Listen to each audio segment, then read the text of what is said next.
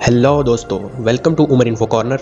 मैं आपके लिए लाता हूं अनलिमिटेड जॉब्स अपडेट और इन्फॉर्मेटिव वीडियोस। मेरे चैनल को सब्सक्राइब करें, वीडियोस को एंड तक देखें और लाइक करें। तो चलिए चलते हैं हम आज की वीडियो की तरफ। दोस्तों, आज की जो वीडियो है वो है सानिया सियालकोट के ऊपर। थोड़े दिन पहले, 1-2 दिन पहले आप बहुत सारी खबरें आपने सुनी होंगी कि एक बंदे को जला दिया, श्रीलंका के को मार दिया, ये वो। उसके ऊपर वीडियो डिटेल में आपको बता दूंगा कि असल में क्या बंदा क्या था, क्या हुआ, क्या नहीं हुआ। बहुत सारे दोस्त मुझे कह रहे थे कि तुम इतनी लेट वीडियो बना रहे हो, अभी तक वीडियो नहीं बनाई। मैसेजेस भी आ रहे थे कुछ दोस्तों के।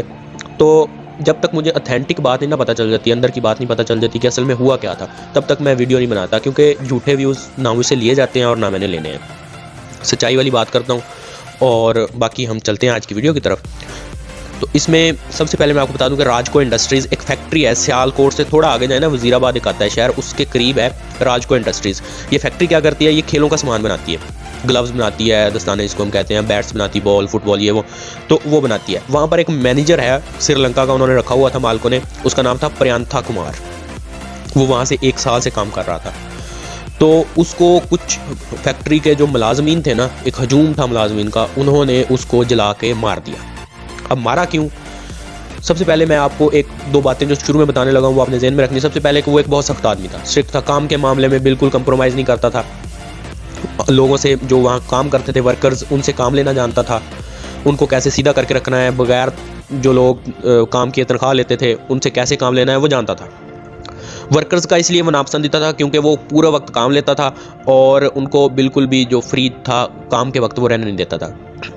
अब हुआ क्या कि कुछ गैर मुल्की मेहमान आ रहे थे इंडस्ट्री में, उस फैक्ट्री में, उसका विज़िट करने के लिए। उन्होंने एक ऑर्डर देना था बहुत बड़ा खेलों के सामान का।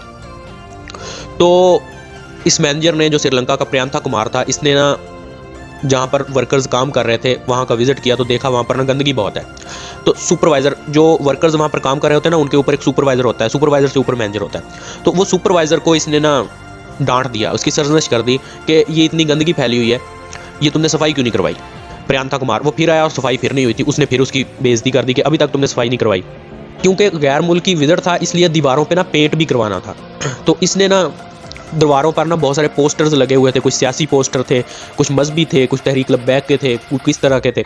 अब वो तो क्योंकि उसको उर्दू ज़ुबान नहीं आती, पंजाबी नहीं आती, अरबी नहीं आती, उसको सिर्फ एक इंग्लिश आती है या श्रीलंकन ज़ुबान आती है। तो उसने मज़दूरों को कहा कि ये जो पोस्टर्स लगे हुए हैं ना, इन सारों को उखाड़ दो ताकि यहाँ पर नया जो पेंट है वो करवा लें। वो मज़दूर उखाड़ने लगे पोस्टर, तो साथ वो प्रियंथा कुमार जो मैनेजर था वो भी उखाड़ने लगा। अब उसको नहीं पता था कि ये मजहबी पोस्टर है। अब उसके ऊपर कुछ लोगों का कहना है कि दरूद शरीफ लिखा हुआ था, कुछ लोगों का कहना है कि सहाबा किराम के नाम लिखे हुए थे, कुछ लोगों का कुछ कहना है, मतलब जो भी लिखा था, लेकिन उस मज़हब की कोई बात लिखी हुई थी उस पर। तो उसको नहीं पता था, उसने वो भी ऐसे खींचा और उखाड़ दिया। इस पर मज़दूरों ने शोर डाला, तो बात जो थी वो फैक्ट्री के मालकान तक पहुंच गई। तो मालकान ने प्रियंथा कुमार से बात की, क्योंकि फैक्ट्री मालकान इंग्लिश जानते थे और प्रियंथा कुमार भी इंग्लिश जानता था। लेकिन वहाँ पर काम करने वाले जो मज़दूर थे वो पंजाबी जानते थे और उर्दू जानते थे, लेकिन वो इंग्लिश नहीं जानते थे। तो मालकान ने उसे समझाया कि ये मतलब इनकी दिल आज़ारी हुई है, तो आपको इनसे माफ़ी मांगनी चाहिए। तो प्रियंथा कुमार ने तमाम के तमाम मज़दूरों से माफ़ी मांगी कि मुझे चूँकि अरबी ज़बान, उर्दू और पंजाबी नहीं आती थी और ना मुझे आपके मज़हब का पता था, तो मैं आपसे दिली माफ़ी मांगता हूँ कि आइंदा ऐसा बिल्कुल नहीं होगा। तो ये मैंने जानबूझकर नहीं किया, गलती से हुआ है। तो मज़दूर सारे उसकी माफ़ी सुनकर चले गए। लेकिन जो सुपरवाइज़र था ना, जिसको प्रियंथा कुमार ने डांटा था सफाई की वजह से, और पहले भी बड़ा सख्त था क्योंकि वो काम लेता था, और काम करने वाला बंदा जो था, ये आपको पहले ही पता है कि पाकिस्तानियों को पसंद नहीं होता। तो उस जो सुपरवाइज़र था उसने मज़दूरों को इश्तियाल दिलाया कि इसने जानबूझकर ऐसा किया, इसने बेहुरमती की है, इसने ये किया, इसने वो किया, मतलब उनको अच्छी तरह से ना उसके खिलाफ भड़का दिया प्रियंथा कुमार के। अब वो मज़दूरों का जो हजूम था ना, उनमें से कुछ लोग गए और जाके उसको मारना शुरू कर दिया, मैनेजर को। उसको मारा, लकड़ियों से मारा, उसको ईंटों से मारा, पत्थरों से मारा, उसकी ना तकरीबन सारी हड्डियाँ टूट गई थी। फिर उसको फैक्ट्री की बिल्डिंग से नीचे भी फेंका।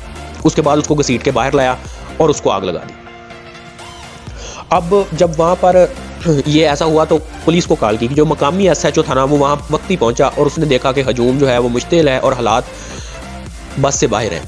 तो उसने DPO को कॉल की। DPO ने फौरी तौर पर 27 इंस्पेक्टर वहाँ पर भेजे कि आप जाएं और हालात कंट्रोल करें, और ख़ुद भी DPO आया क्योंकि हजूम बहुत ज़्यादा था, उनको जाने के लिए आगे जगह नहीं मिली। DPO खुद भाग के गया वहाँ पर और जाके वहाँ पर लोगों से, वो जिन लोगों ने इंटरव्यूज़ दिए हुए थे कि हमने इसको जहन्नम वासिल कर दिया, लोगों ने उसको जलाकर इंटरव्यू भी दिए TV चैनल्स को कि हमने उसको जहन्नम वासिल कर दिया, ये कर दिया, वो कर दिया।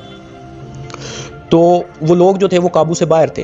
तो DPO ने जब वहाँ पर पहुँचा तो फिर वहाँ पर गिरफ्तारियों का सिलसिला शुरू हुआ। फिर उस सुपरवाइज़र को भी गिरफ्तार किया गया, जिन लोगों ने इंटरव्यूज़ दिए थे उनको भी गिरफ्तार किया गया। उसके अलावा 120 लोगों को गिरफ्तार किया गया। कुछ उलमा एक पेज पर थे कि इन्होंने गलत किया है, चूँकि वो वाकिफ़ नहीं था, ज़ुबान से वाकिफ़ नहीं था और उसको पता नहीं था। अब गवर्नमेंट को इन लोगों के खिलाफ सख्त से सख्त एक्शन लेना पड़ेगा, वरना कल को इस मुल्क में कोई भी महफूज नहीं रहेगा। ना आप ना मैं, आप सुनने वाले आप लोगों को कह रहा हूँ, आप भी महफूज नहीं रहेंगे। कल को कोई भी बंदा आएगा, आपके ऊपर पेट्रोल छिड़केगा और आपको आग लगा देगा ज़ाती दुश्मनी की बिना पर, और कहेगा कि ये तो गुस्ताख है।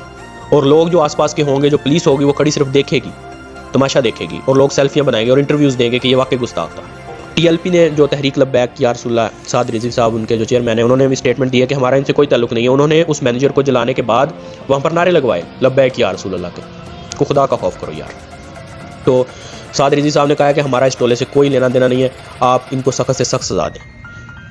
ये एक इंतहाई मायूस कुन वाक़या है इस्लाम के लिए और पाकिस्तान के लिए। इस्लाम में कहीं भी ऐसा नहीं लिखा हुआ, और इस वाक़े के बाद पाकिस्तान का जो इमेज दुनिया के सामने गया है, जो इस्लाम का इमेज दुनिया के सामने गया है, वो आप अंदाज़ा कर सकते हैं। उस मैनेजर जो प्रियंका कुमार था, जिसको जलाकर मारा गया, उसकी एक बीवी है, 2 बच्चे हैं उसके, एक 14 साल का है, एक 9 साल का है। उसने अपील की है, श्रीलंकन वज़ीर-ए-आज़म से भी अपील की है, पाकिस्तानी वज़ीर-ए-आज़म से भी अपील की है कि मेरे खावंद और मेरे बच्चों को इंसाफ दिलाया जाए। श्रीलंकन वज़ीर-ए-आज़म ने कॉल की पाकिस्तानी वज़ीर-ए-आज़म को कि उसको इंसाफ दिलाया जाए, और वज़ीर-ए-आज़म इमरान खान ने कहा है कि हम इंसाफ करके दिखाएंगे। शाह महमूद कुरैशी साहब ने भी बयान जारी किया है कि ये बहुत ही दिल दहला देने वाला और दिल दुखाने वाला वाक़या है, ऐसे वाक़यात नहीं होने चाहिए थे।